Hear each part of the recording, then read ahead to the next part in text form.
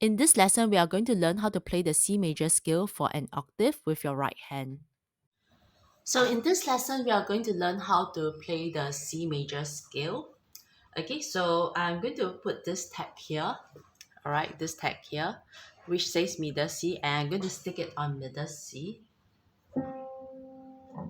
Okay, because I'm going to reference all my notes to middle C. Right, so we are going to start off by playing the C major scale, and we are going to start off with just playing one octave. So what does an octave mean? Well, this is C, okay? One octave means from C to the next C. All right, so this is an octave. So if I were to start here, so with this is the C after this middle C. So if I have to start here, okay, one octave will be from here to here. Okay, then how about two octaves? So two octaves will be two C's away from whichever you're taking as a reference. So for example, this is middle C. This is one octave from here. And this C here will be two octaves from here. Okay, so now let's come back to playing the C major scale. The C major scale is one of the easiest scale, okay, because you only need to play white notes. There are no black notes. All right, so when you play a scale, you usually start from on a note and you will end at that note, and then you will go back to the note. So let's play the C major scale for one octave. Okay, so for C major scale, this is one octave of the C major scale, and you notice you're only going to play with the white notes. Okay, and I want you to remember the fingering for your right hand, which is 1, 2, 3, 1, 2, 3, 4, 5. All right.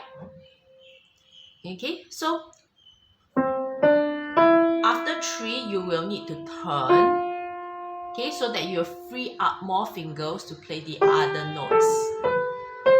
So how do you do a turn? Well, okay, when you do a turn, you will place your finger beneath this finger. Okay, then you go on to the next note.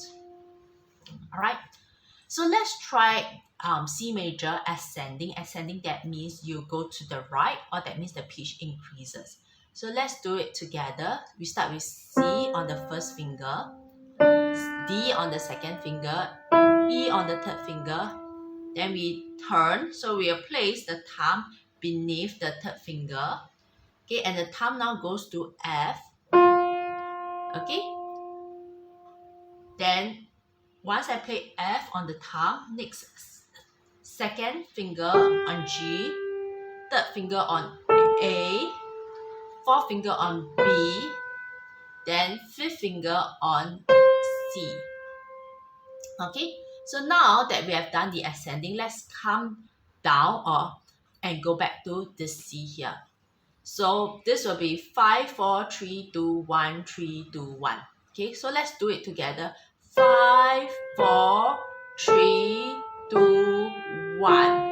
Okay, and once you go here, you are going to turn 3. So what you do, you put your third finger above your thumb to go back to E, to go to E. So, okay, put your third finger above the thumb to go to E. Okay, then you have D, C. Let's do it together again. So put your thumb on middle C, okay? Thumb on your right hand on middle C, okay? And curve your fingers. Okay, let's go. So it'll be C on the thumb, D on the index finger, E on the third finger.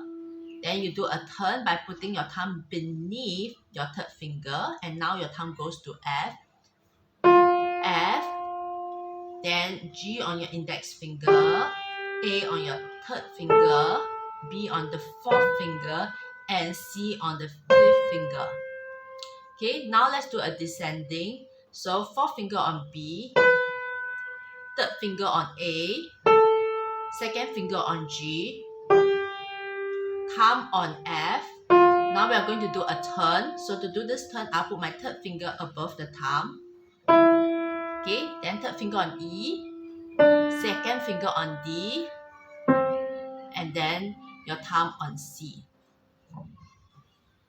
Alright, so practice playing one octave for C major on your right hand.